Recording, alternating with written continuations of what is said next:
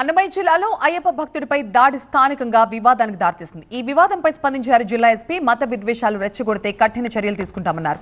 మదనపల్లిలో RTC bus stand దగ్గర అయ్యప్ప మాలలో ఉన్న వ్యక్తిపై ముస్లిం యువకుడు దాడికి దిగాడు. బైక్ రోడ్డుకు అడ్డంగా ఉంది, కాస్త పక్కకు పెట్టమని చెప్పినందుకు యువకుడు దాడి చేసినట్లుగా స్థానికులు ఆరోపిస్తున్నారు. దాడి చేసిన వ్యక్తిపై చర్యలు తీసుకోవాలని డిమాండ్ చేశారు. దీనిపై స్పందించారు జిల్లా ఎస్పీ విద్యాసాగర్ నాయుడు. బాధిత అయ్యప్ప భక్తుడికి బహిరంగంగా క్షమాపణ చెప్పించి న్యాయం చేశామని చెప్పారు.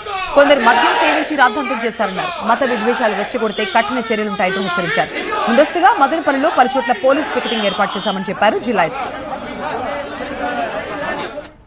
వ్యక్తుల మధ్య జరిగిన ఒక ట్రాఫిక్ ఇష్యూ లాంటి సంఘటనను తీసుకుని మత కలహాలను రెచ్చగొట్టే విధంగా కొంతమంది డిస్పైట్ ఎవరైతే అఫెండ్ అయ్యాడో ఆ స్వామి చెప్పినా కూడా పబ్లిక్లో మాకు ఎలాంటి ఇబ్బంది లేదు, పోలీసులు న్యాయం చేశారు.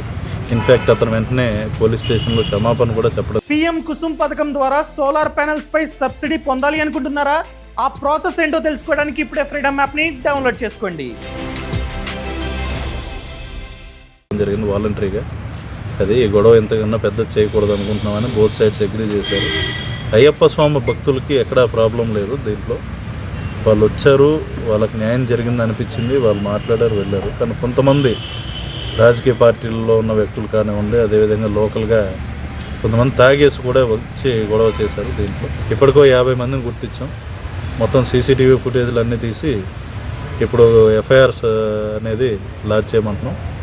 అండ్ ఇవన్నీ తీసి ప్రతి ఒక్కళ్ళు అక్కడికి వచ్చిన ప్రతి ఒక్కరిని గుర్తిస్తాం. ఎవరెవరైతే పోలీస్ విధులకు ఆటంకం కలిగించారో ఎవరిని కూడా వదిలిపెట్టే ప్రసక్తి లేదు.